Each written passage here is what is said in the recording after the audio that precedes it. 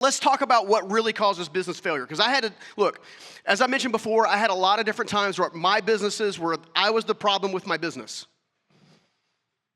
I was the problem with my business. There's thousands of leadership books and thousands of business books that would tell you one common principle, which is a life principle, which is a true principle, which is your business is not going to outgrow you in one way, shape, or form. John Maxwell said it. I don't know, Simon Sinek said it. I mean, pretty much every thought leader on the planet has basically said some form of that statement. And it's because it's true. The reality is it comes down to an execution, learning and execution. You have to commit today, if you're going to build an unstoppable business, you have to commit today to constantly be a learner so you can become an executioner in a good way. Hear me? So I began saying, okay, well, what are the things that almost took me out? What are the things that really, honestly, if I'm honest with myself, if I'm radically honest with myself, if I take the time to really sincerely, deeply commit to understanding what it is that almost took me out all these different times, it actually came down to things that they don't talk about in the marketplace, that drive the behaviors about the bad cash flow management, that drive the behaviors about the bad legal resources, that drive the behavior about the pricing. So we're going to talk about those. Because once you're aware, you can do something about it. Here are the list that I came up with. The first one is ignorance.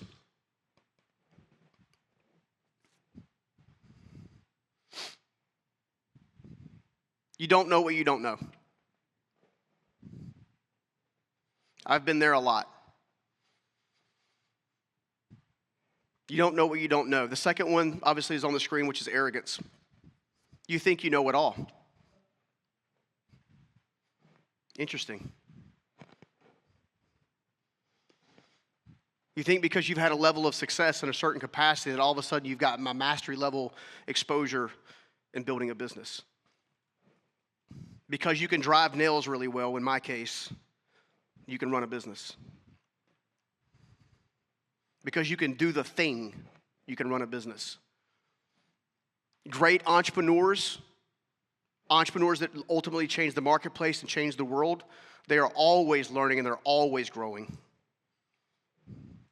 The moment that you forget where you come from is the moment you lose sight or can take ownership of where you're going.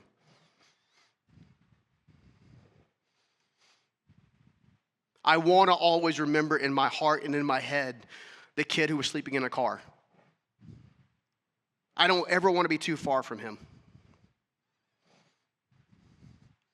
And the reason I don't want to be too far from him is because I never want to take for granted what God has given me today.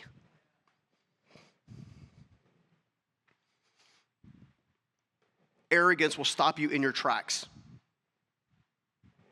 Next one, complacency. This one burned me last year. Last year this got me. Crazy market turmoil, supply chain disruption everywhere, price increase stuff everywhere.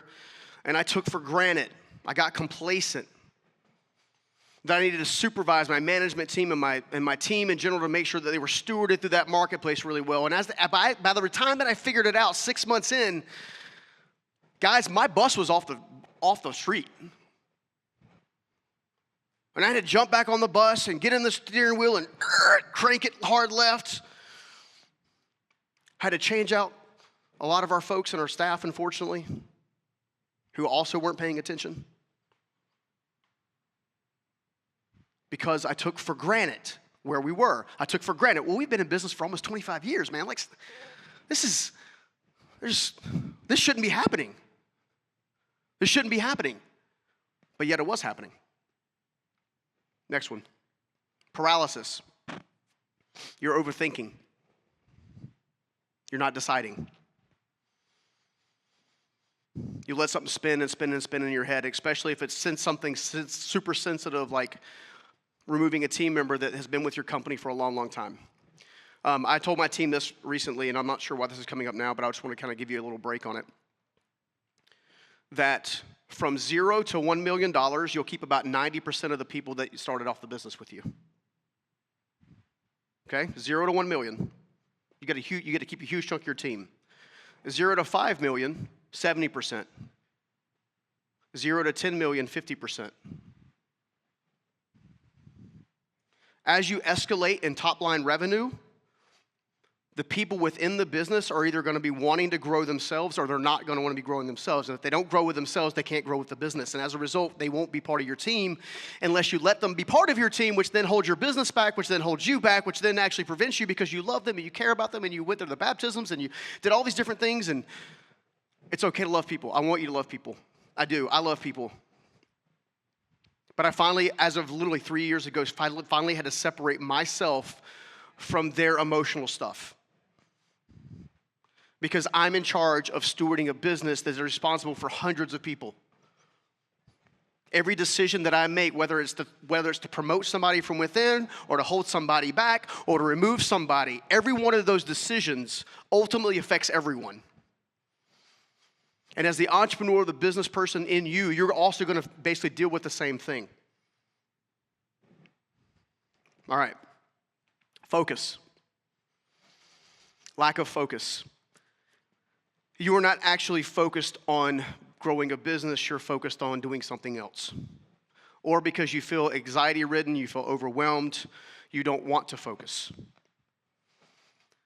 And if you've ever ran a business or wanted to start a business, you feel overwhelmed, you feel anxiety, you feel frustration, you feel like you're stagnant, you feel like you're underestimated, you feel like you're not getting what you need out of life.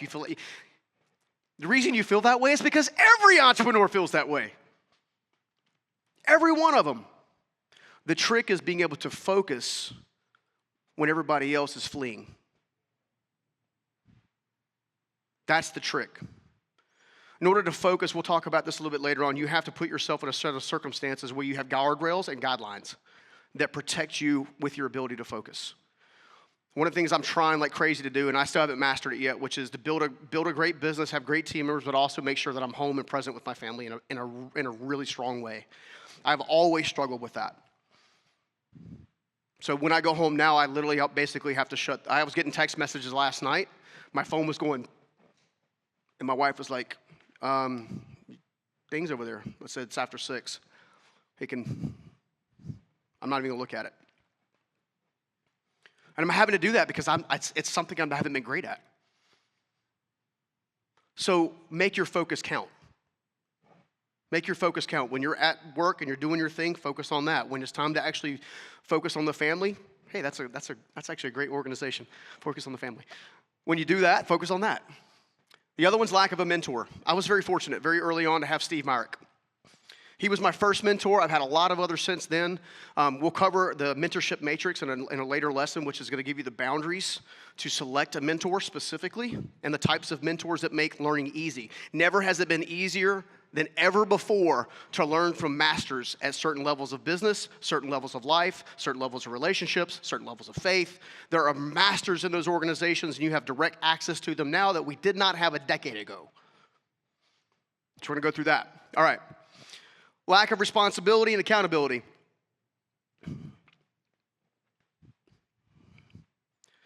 Entrepreneurs that really struggle, unfortunately, from what I've seen, like to blame. It's the team's fault. Interesting to me. If it's the team fault, who'd hired the team? You hear me?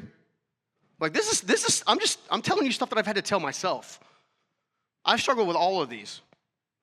All right, next one. Disjointed. Risk mitigation. You've opened yourself up to risk. You're not checking on compliances. You don't have any partnerships with local attorneys. You don't have anybody reviewing your documents before you sign them. You're allowing the bank to dictate you what you can and cannot have. Most people don't know this, but a personal guarantee is a negotiable. Did you know that? We'll talk about more of that later. Disjointed, your brand is disjointed, your product is disjointed, you're disjointed. You don't know where you're going, why you're going there, or you're just lost to the wind, which is why we're going to start with the fundamentals and build our way up the next few days. So if you came in today and you're like, I got a pricing problem, I'm like, we'll get to that. You came in today and I got a branding problem, we'll get to that. You came in today and I got a business model problem, we're going to get to that, but we're going to build it step by step because the fundamentals matter. The fundamentals are where everything's built on. I learned that from construction industry. Did you know a skyscraper has just as many stories oftentimes underground as it does have above ground. Because Anton and I, so you guys are going to have an amazing experience later today with Anton going, but he just made this interesting thing I'm going to go ahead and bring up, and I hope I don't steal from him too bad, but he said, great entrepreneurs don't build chicken coops, they build skyscrapers. If you build a skyscraper, you have to go below ground to build above ground. You build a chicken coop that can be knocked over with the wind and rain and whatever. Doesn't have to be on fertile ground. It can shake with the wind, whatever. That's a different type of business. So decide right now what kind of business you want to do. You want to build a legacy-based empire, so to speak, or do you want to build something that's here today and gone tomorrow? What do you want? You can choose either. All right. Bad advice. I've had lots of bad advice. In fact, going back to my earlier challenge that Steve Myrick taught me, there are two specific comments that come to mind. The first comment was actually my father came to me right after his first business failed, or his only business failed. It turns out you have to pay taxes. And if they don't pay taxes, they come take your stuff. Okay?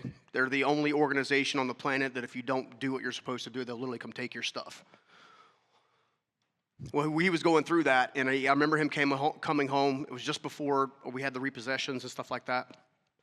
He came home, and he walked in the door, and he sat down, and he looked over at me, and he goes, I just want you to remember something. I'm like, he says, Scoggins don't get ahead, they get by. What kind of life lie are you leading from? Who told you something that's not true? Those life lies we take ownership of, and they're not even ours. We believe in limitations that other people set for ourselves, which kind of leads me to the next point. Your friends and your family don't understand, and they can't teach you or encourage you or inspire you or empower you past their level of belief. Do you understand what I'm saying?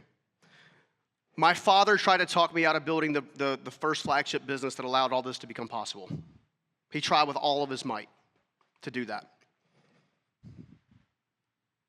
And I had to finally commit to myself, no, this is something I have to do.